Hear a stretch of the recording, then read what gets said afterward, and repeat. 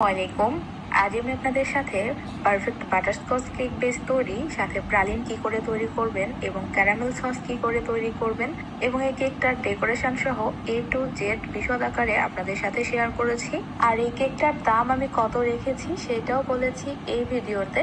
আশা করছি বরাবরের মতো ভিডিওটি আপনাদের অনেক বেশি উপকারে আসবে। তাহলে চলুন কথা না বাড়িয়ে পুরো রেসিপিটা দেখে নেওয়া যাক। প্রথমে বাটারস্কচ কেক বেসটা তৈরি করব, তার জন্য শুকনো উপকরণটা মেপে নিতে হবে। আর আমি এখানে 2 ডিমের কেক তৈরি করব, তার জন্য আমাদের ময়দা নিয়ে নিতে হবে হাফ কাপ পরিমাণ। তবে ময়দা উঠানোরও কিছু টেকনিক থাকে। দেখুন, এভাবে যে আমি কাপটা ঢুকিয়ে ময়দা নিলাম, তো এভাবে আমাদের কখনোই নেওয়া যাবে না, এতে করে ময়দার পরিমাণটা বেশি হবে। তো আপনারা অনেকেই বোঝেন না, ভিডিওতে দেখানো নিয়ম অনুসারে ঠিকই তৈরি করেন, কিন্তু দেখা যায় যে উপকরণ কম বেশি হয়ে যায়, সেক্ষেত্রে কেকটা পারফেক্ট হয় না।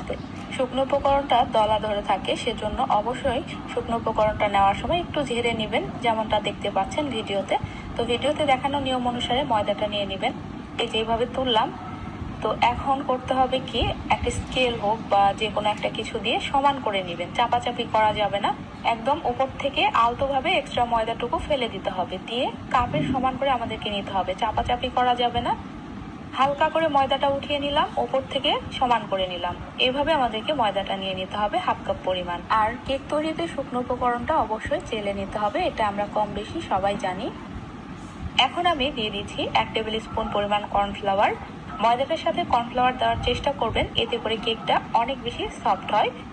এরপর আমি দিয়ে দিচ্ছি হাফ চা চামচ পরিমাণ বেকিং পাউডার। তো এখন 3টা শুকনো উপকরণ ভালো মতো চেলে নিতে হবে। শুকনো উপকরণটা চেলে নেওয়া হয়ে গেলে একটা স্প্যাচুলা দিয়ে খুব ভালো মতো মিশিয়ে নিচ্ছি। মিশিয়ে নেওয়া হয়ে গেলে আমি এক পাশে শুকনো উপকরণটাকে সরিয়ে রেখে দিচ্ছি। এদিকে একটা শুকনো বাটিতে রুমের স্বাভাবিক তাপমাত্রায় থাকা 2টো ডিম ভেঙে নিয়েছি। ফ্রিজের ডিম হলে অবশ্যই 1 ঘন্টা আগে বের করে রাখবেন। আমি ডিমের কুসুম এবং সাদা অংশটা আলাদা করে নিব। এখন বিটারের স্পিড 1-এ দিয়ে আমি ডিমের সাদা অংশটাকে বিট করে নিচ্ছি একটু ফেনা ফেনা হয়ে আসা পর্যন্ত। ডিমের সাদা অংশটা যখন একটু ফেনা ফেনা হয়ে আসবে, তখন আমি চিনি অ্যাড করে দিব। বাটারস্কচ কেকে সবসময় চেষ্টা করবেন চিনি একটু কম দিতে। তো আমি এখানে 1/3 কাপ পরিমাণ চিনি দিচ্ছি, তবে আপনারা 1/4 কাপ পরিমাণ চিনি এখানে দিয়ে নিতে পারেন। কাস্টমার ডিমান্ড অনুযায়ী চিনিটা আমি এরকমই দিয়েছি, অর্থাৎ একটু বেশি মিষ্টি খাই। তো 1/3 কাপ পরিমাণ চিনিটা একবারেই দিয়ে দিলাম, দিয়ে এখন বিট করব যতক্ষণ না চিনিটা পুরোপুরি মেল্ট হয়ে যাচ্ছে আর ডিমের সাদা অংশটা পারফেক্ট ফোমে পরিণত হচ্ছে। আর আরেকটা কথা বলি, বিটার দিয়ে যখন বিট করবেন, একটানা বিটার দিয়ে কাজ করবেন না, এতে করে বিটারটা গরম হয়ে যায়। বিটার দিয়ে 30 থেকে 40 সেকেন্ড পর পর বিট করে আবার থামবেন, এরকম থেমে থেমে কাজ করবেন, তাহলে বিটারের মোটরটা অনেকদিন ভালো থাকে। তো যাই হোক, আমার এখানে দেখতেই পাচ্ছেন ডিমের ফর্মটা একদম রেডি। এখানে একটা সংখ্যা লিখে নিয়েছি, দাগগুলো স্থায়ী এবং স্পষ্ট বোঝা যাচ্ছে, তখন বুঝে নিতে হবে বিট করে নেওয়া হয়ে গিয়েছে। এখন আমি ডিমের কুসুম দুটো দিয়ে দিলাম। এরপরে দিচ্ছি বাটারস্কচ ইমালশন। তো এই ইমালশনটা অবশ্যই দিতে হবে এই কেকটা তৈরি করার ক্ষেত্রে। তো আমি এখানে হাফ চা চামচ পরিমাণ বাটারস্কচ ইমালশনটা দিলাম। আর আপনারা লক্ষ্য করেছেন আমি কোনো তেল দেইনি। যে কোনো বেসিক স্পঞ্জ কেকে তেলটা টোটালি অপশনাল, এটা দিলেও হবে না দিলেও হবে, বাধ্যতামূলক না। কোথাও কোনো ধরাবাঁধা নিয়ম কেউ বলতে পারবে না যে তেল দেওয়ার কোনো ধরাবাঁধা নিয়ম আছে। কুসুম এবং ইমালশনটা দিয়ে আরো 10 সেকেন্ড আমি বিট করে নিয়েছি। বিটারটা দিয়ে এখন যে শুকনো উপকরণটা চেলে রেখেছিলাম ওইটা দিয়ে দিলাম। আর এই পার্টটা খুবই ইম্পর্টেন্ট, একটু তাড়াহুড়ো করা যাবে না। বিটারের কাঁটাটা দিয়ে আমি ফোল্ডিং মেথডে একদিক ঘুরিয়ে ঘুরিয়ে আলতো হাতে শুকনো উপকরণটা ডিমের ম্যারাঙের সাথে মিশিয়ে নিচ্ছি।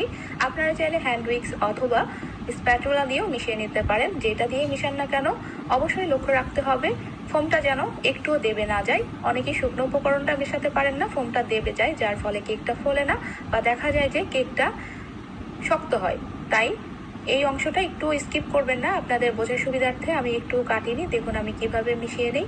ফোল্ডিং মেথডে একদিক ঘুরিয়ে ঘুরিয়ে আলতো হাতে মিশিয়ে নিতে হবে, যাতে করে আমরা যে ডিমের ম্যারাংটা বা ফোমটা তৈরি করেছি সেটা একটুও নষ্ট হয়ে না যায়।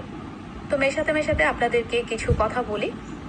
গরমের সময় ডিম কিনে এনে রুমের স্বাভাবিক তাপমাত্রায় রেখে দিবেন না, কেননা অতিরিক্ত গরমের কারণে ডিমের সাদা অংশটা পাতলা হয়ে যায়, আর সেই ডিমের সাদা অংশটা দিয়ে পারফেক্ট ফোম তৈরি করা যায় না। দেখা যায় যে পারফেক্ট ফোম তো হয় না, আবার অনেক সময় দেখা যায় ফোম তৈরি হওয়ার পর নিচে পানির মতো হয়ে থাকে। সেজন্য ডিম কিনে এনে নর্মাল ফ্রিজে রেখে দিবেন, কাজ করার 1 ঘন্টা আগে বের করে রাখবেন। রুমের স্বাভাবিক তাপমাত্রায় 5 থেকে 6 দিন থাকলেই ডিমের সাদা অংশ পাতলা হয়ে যায়। তো শুধুমাত্র এটা প্রচন্ড গরমের সময় হয়, শীতকালে এই সমস্যাটা হয় না, বা একটু ঠান্ডা ওয়েদারে এরকম সমস্যা হয় না। তো অবশ্যই আপনারা ডিম কিনে এনে ফ্রিজে রেখে দিবেন। তো কথা বলতে বলতে দেখুন আমার এখানে কিন্তু মিশিয়ে নেওয়া প্রায় কমপ্লিট। লাস্ট পর্যায়ে আমি একটু স্প্যাচুলা দিয়ে মিশিয়ে নেব, অর্থাৎ একটু চেক করে নিব নিচে কোনো শুকনো উপকরণ দলা পেকে আছে কিনা। সেটা যদি আমরা স্প্যাচুলা দিয়ে মিশিয়ে নেই তাহলে বুঝতে পারবো খুব সহজেই। এখন আমি স্প্যাচুলাটা দিয়ে একটু চেক করে নিচ্ছি। তো আমার এখানে মিশিয়ে নেওয়া কমপ্লিট। আপনারাও আমি যেভাবে দেখালাম ভিডিওতে দেখানো নিয়ম অনুসারে সবগুলো কাজ করবেন, তাহলে ইনশাল্লাহ পারফেক্ট কেক তৈরি করতে পারবেন। আমি আমার প্রত্যেকটা ভিডিওতে ডিটেলস আকারে যত ধরনের টিপস থাকে সবগুলোই বলে দেওয়ার চেষ্টা করি। বহু ফলো করবেন, একজনের সাথে আরেকজনের রেসিপি কখনোই মেলাতে যাবেন না। যার রেসিপি ফলো করবেন তারটা দেখেই শুধু বানাবেন। তো আমার এখানে মিশিয়ে নেওয়া কমপ্লিট। এখানে আমি 7 ইঞ্চি সাইজের একটা মোল্ড নিয়েছি। আমি একটু বড় মোল্ডে বেক করব, কারণ কেকটাকে একটু ফ্ল্যাট করব। তো মোল্ডের নিচে শুধুমাত্র বেকিং পেপার বিছিয়ে দিয়েছি, কোনো রকম তেল দিইনি। চাইলে নিচে তেল দিতে পারেন, কিন্তু সাইডে তেল দেওয়া যাবে না, এতে করে কেকটা হওয়ার সময় সাইড থেকে চুপসে আসবে। তো সম্পূর্ণ ব্যাটারটা ঢেলে নেওয়া হয়ে গেলে একটা কাঠি দিয়ে ভালো মতো সমান করে নিচ্ছি বা ফ্ল্যাপ করে নিচ্ছি, এতে করে ভেতরে থাকা এয়ার বাবলস গুলো বের হয়ে যাবে আর কেকটা বেক হওয়ার পর একদম উপর থেকে সমান থাকবে। আমি কেক ব্যাটার মেশানোর সময় ওভেনটাকে প্রিহিট করে নিয়েছি এবং বেক করেও নেব 170 ডিগ্রি তাপমাত্রায়। আপ ডাউন হিট অন করে কেকটাকে 30 থেকে 35 মিনিট মতো। তো আমার এই কেকটা হতে 30 মিনিট মতো সময় লেগেছে। ওভেনের তারতম্য ভেদে সময়টা কারো কম বা একটুখানি বেশি লাগতে পারে, তো আপনারা সেটা বুঝে শুনে দিয়ে নেবেন। আর স্পঞ্জ কেক ওভেনের নিচের তাকে রেখে বেক করে নিতে হয়, তো আপনারা এভাবে বেক করে নেবেন। আর আপনারা চুলায় কিভাবে তৈরি করবেন সেই ভিডিও আমার চ্যানেলে অনেকগুলো দেওয়া আছে, তার মধ্যে আমি একটা ভিডিও লিংক ডেসক্রিপশন বক্সে দিয়ে রাখবো, আপনারা সেটা দেখে নিতে পারেন।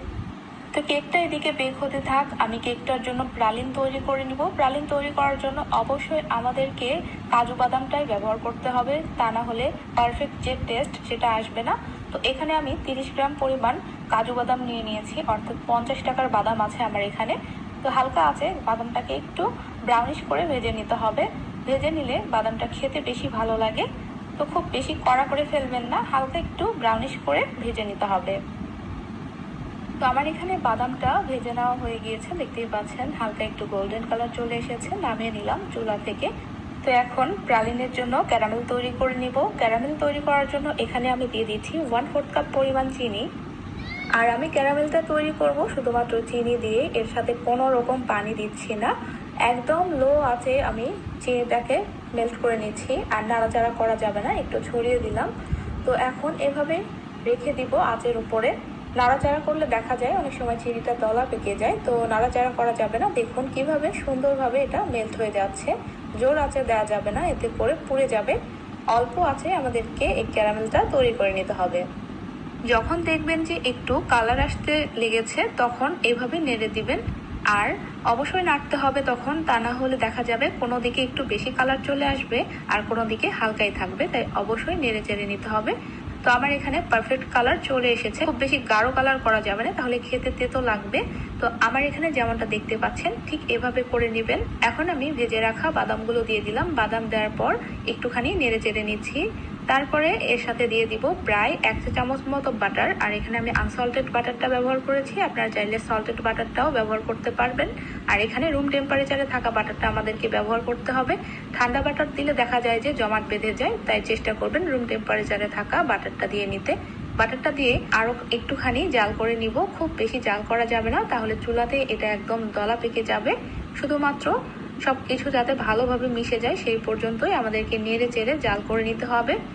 তো আমার এখানে জাল করে নেওয়া হয়ে গিয়েছে, এখন আমি ঢেলে নেব। আমি যে প্লেটে প্রালিনটা সেট করব তার উপরে সম্পূর্ণ মিশ্রণটা ঢেলে দিচ্ছি। তো এইটা ঢালার পরে রুমের স্বাভাবিক তাপমাত্রায় এমনি রেখে দিবেন, এমনি থেকে এটা টেনে যাবে, অর্থাৎ শক্ত হয়ে যাবে। তো এটা একপাশে আমি সরিয়ে রেখে দিচ্ছি। এখন আমি ক্যারামেল সস তৈরি করব। ক্যারামেল সস তৈরি করার জন্য এখানে নিয়ে নিচ্ছি 1/3 কাপ পরিমাণ চিনি। তো চিনিটাকে সেম ভাবে, অর্থাৎ আগে যেভাবে আমরা ক্যারামেল তৈরি করলাম ঠিক সেভাবে ক্যারামেল তৈরি করে নিতে হবে। আমার এখানে ক্যারামেলটা রেডি, দেখতেই পাচ্ছেন। এখন আমি দিয়ে দিচ্ছি 2 টেবিল স্পুন পরিমাণ বাটার। তো 1/3 কাপের জন্য আমাদের বাটার লাগবে 2 টেবিল স্পুন পরিমাণ। বাটারটা দিয়ে আবারও আমি একটুখানি জাল করে নিব, অর্থাৎ বাটারটা মেল্ট হয়ে যাওয়া পর্যন্ত জাল করে নিব। বাটারটা যখন এরকম মেল্ট হয়ে যাবে তখন আমাদেরকে দিয়ে নিতে হবে রুমের স্বাভাবিক তাপমাত্রায় থাকা হুইপড ক্রিম। হুইপড ক্রিমটা ঠান্ডা হলে হবে না, অবশ্যই রুম টেম্পারেচারে থাকায় আমাদেরকে নিতে হবে। তো হাফ কাপ পরিমাণ হুইপ ক্রিম এখানে দিয়ে দিবেন। হুইপ ক্রিমটা দিয়ে জাল করে নিতে হবে যতক্ষণ না পারফেক্ট একটা ঘনত্বে চলে আসে। 2-2.5 মিনিট মতো জাল করলেই দেখবেন খুব সুন্দর মতো সস এখানে রেডি হয়ে যাবে। আর এই সসটাকে খুব বেশি ঘন করবেন না, কারণ ঠান্ডা হওয়ার পরে এটা এমনি থেকেই ঘন হয়ে যায়, তখন আবার এই সসটা দিয়ে কাজ করতে খুবই অসুবিধা হবে। আমার এখানে যেরকমটা দেখতে পাচ্ছেন আমি এরকম ঘনত্ব রেখে নামিয়ে ফেলবো, কেননা ঠান্ডা হয়ে যাওয়ার পর এটা আরো ঘন হয়ে যাবে। তো ফিরে আসছি আরো কিছুক্ষণ পর। কেকটা একদম ঠান্ডা হয়ে গিয়েছে, ওভেন থেকে আমি বের করে নেওয়াটা আর দেখাইনি। তো দেখুন মাশাআল্লাহ কেকটা কতটা পারফেক্ট ভাবে ফুলেছে। তো এখন আমি মেপে দেখাচ্ছি কেকটার ওজন ঠিক কতটুকু হয়েছে। আমি বোর্ডের ওজনটা আগে মাইনাস করে নিয়েছি, এখন কেকটা মেপে দেখাচ্ছি ওজন ঠিক কতটুকু হয়েছে। দেখতেই পাচ্ছেন কেকটার ওজন এখানে এসেছে 213 গ্রাম। এখন আমি কেকটা কেটে দেখাচ্ছি। তো কেকটাকে দুইটা ভাগে ভাগ করব। 1 পাউন্ডের কেক সবসময় চেষ্টা করে ক্রিম যাবে বা আদার্স যেসব যায় সেগুলো যাবে, সেক্ষেত্রে কেকের ওজনটা অনেক বেড়ে যাবে। পারফেক্ট নিয়ম হচ্ছে দুইটা ভাগে ভাগ করতে হবে।